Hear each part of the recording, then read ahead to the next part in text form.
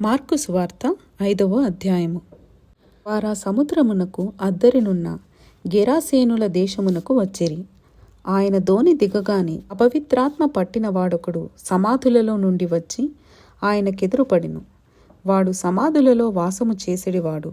సంకెళ్లతోనైనను ఎవడునూ వానిని బంధింపలేకపోయెను.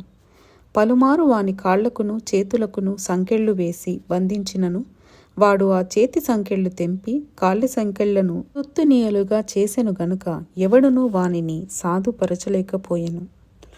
వాడు ఎల్లప్పుడూ రాత్రింబగళ్ళు సమాధులలోనూ కొండలలోనూ కేకలు వేయుచు తన్ను తాను రాళ్లతో గాయపరుచుకొనుచూ నుండెను. వాడు దూరము నుండి యేసును చూచి పరుగెత్తుకొని వచ్చి ఆయనకు నమస్కారము చేసి, యేసు, సర్వోన్నతుడవైన దేవుని కుమారుడా, నాతో నీకేమి? నన్ను బాధపరచుకోమని దేవుని పేరట నీకు ఆనబెట్టుచున్నానని బిగ్గరగా కేకలు వేసెను. అందుకు ఆయన, అపవిత్రాత్మ ఈ మనుష్యుని విడిచిపొమ్మని వానితో చెప్పెను. మరియు ఆయన, నీ పేరేమని వానిని అడుగగా వాడు, నా పేరు సేన, ఏలయనగా మేము అనేకులమని చెప్పి తమ్మును ఈ దేశములో నుండి తోలివేయవద్దని ఆయనకు మిగుల బతుమాలుకొనెను. అక్కడ కొండ దగ్గర పందుల పెద్ద మంద మేయుచుండెను కనుక ఆ పందులలో ప్రవేశించున్నట్లు మమ్మును వాటి యొద్దకు పంపుమని ఆ దయ్యములో ఆయనను బతిమాలుకొనెను. యేసు వాటికి సెలవియ్యగా ఆ అపవిత్రాత్మలు వానిని విడిచి పందులలో ప్రవేశించెను. ప్రవేశింపగా ఇంచుమించు 2000 సంఖ్యగల ఆ మంద ప్రపాతము నుండి సముద్రపు దారిని వడిగా పరిగెత్తుకొని పోయి సముద్రములో పడి ఊపిరి తిరుగక చచ్చెను. ఆ పందులు మేపుచున్నవారు పారిపోయి పట్టణములోను గ్రామములలోనూ ఆ సంగతి తెలియజేసిరి. జనులు జరిగినది చూడ వెళ్ళి యేసునొద్దకు వచ్చి, సేన అను దయ్యములు పట్టినవాడు బట్టలు ధరించుకొని స్వస్థచిత్తుడై కూర్చుండియుండుట చూచి భయపడిరి. జరిగినది చూచిన వారు దయ్యములు పట్టిన వానికి కలిగిన స్థితియు పందుల సంగతియు ఊరి వారికి తెలియజేయగా తమ ప్రాంతములు విడిచిపొమ్మని వారాయనను బతిమాలు కొనసాగిరి. ఆయన దోణి ఎక్కినప్పుడు దయ్యములు పట్టినవాడు ఆయన తన్నుండనిమ్మని ఆయనను బతిమాలు కొనెను గాని ఆయన వానికి సెలవీయక, నీవు నీ ఇంటివారి యొద్దకు వెళ్ళి ప్రభువు నీ యందు కనికరపడి నీకు చేసిన కార్యములన్నిటినీ వారికి తెలియజెప్పుమనెను.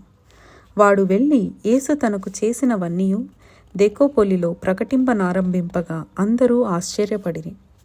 యేసు మరలా దోణి ఎక్కి అద్దరికి వెళ్ళినప్పుడు బహుజన సమూహము ఆయన యొద్దకు కూడి వచ్చెను. ఆయన సముద్ర తీరమున నుండగా సమాజ మందిరపు అధికారులలో యాయీరనునొకడు వచ్చి ఆయనను చూచి ఆయన పాదముల మీద పడి, నా చిన్న కుమార్తె చావనయ్యున్నది, అది బాగుపడి బ్రతుకున్నట్లు నీవు వచ్చి దాని మీద నీ చేతులుంచవలెనని ఆయనను మిగుల బతిమాలుకొనగా ఆయన అతనితో కూడా వెళ్ళెను. బహుజను సమూహమును ఆయనను వెంబడించి ఆయన మీద పడుచుండిరి. 12 ఏండ్ల నుండి రక్తస్రావ రోగము కలిగిన ఒక స్త్రీ ఉండెను. ఆమె అనేక వైద్యుల చేత ఎన్నో తిప్పలు పడి తనకు కలిగినదంతయు వ్యయము చేసుకొని ఎంత మాత్రమునూ ప్రయోజనము లేక మరింత సంకటపడెను. ఆమె యేసును గూర్చి విని, నేను ఆయన వస్త్రములు మాత్రము ముట్టినా బాగుపడుదుననుకొని జనసమూహములో ఆయన వెనుకకు వచ్చి వస్త్రము ముట్టెను. వెంటనే ఆమె రక్తధార కట్టెను గనుక తన శరీరంలోని ఆ బాధ నివారణ అయినదని గ్రహించుకొనెను. వెంటనే యేసు తనలో నుండి ప్రభావము బయలు వెళ్ళెనని తనలో తాను గ్రహించి జనసమూహము వైపు తిరిగి, నా వస్త్రములు ముట్టినదెవరని అడుగగా ఆయన శిష్యులు, జనసమూహము నీ మీద పడుచుండుట చూచుచున్నావే, నన్ను ముట్టినదెవడని అడుగుచున్నావా అనిరి. ఆ కార్యము చేసిన ఆమెను కనుగొనవలెనని ఆయన చుట్టూ చూచెను. అప్పుడు ఆ స్త్రీ తనకు జరిగినది ఎరిగి భయపడి వణుకుచూ వచ్చి ఆయన ఎదుట సాగిలపడి తన సంగతి అంతయు ఆయనతో చెప్పెను. అందుకు ఆయన, కుమారి, నీ విశ్వాసము నిన్ను స్వస్థపరిచెను, సమాధానము గల దానవై పొమ్ము, నీ బాధ నివారణయై నీకు స్వస్థత కలుగుగాక అని ఆమెతో చెప్పెను. ఆయన ఇంకనూ మాటలాడుచుండగా సమాజ మందిరపు అధికారి ఇంట నుండి కొందరు వచ్చి, నీ కుమార్తె చనిపోయినది, నీవిక బోధకుని ఎందుకు శ్రమ పెట్టుదు అనిరి. యేసు వారు చెప్పిన మాట లక్ష్యపెట్టక, భయపడకుము, నమ్మిక మాత్రం ఉంచుమని సమాజ మందిరపు అధికారితో చెప్పి, పేతురు, యాకోబు సహోదరుడగు యోహాను అను వారిని తప్ప మరి ఎవరినైనను తన వెంబడి రానీయక సమాజ మందిరపు అధికారి ఇంటికి వచ్చి వారు గొల్లుగా నుండి చాలా ఏడ్చుచు ప్రలాపించుచూ నుండుట చూచి లోపలికి పోయి, మీరేల గొల్లు చేసి ఏడ్చుచున్నారు?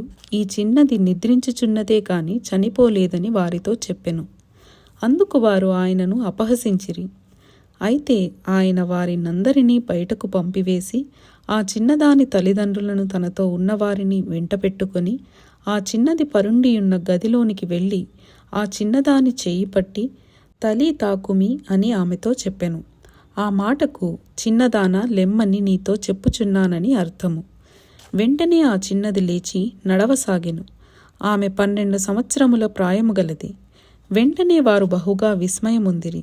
జరిగినది ఎవనికీ తెలియకూడదని ఆయన వారికి గట్టిగా ఆజ్ఞాపించి ఆమెకు ఆహారము పెట్టుడని చెప్పెను. ఇంతటితో 5వ అధ్యాయము ముగింపు.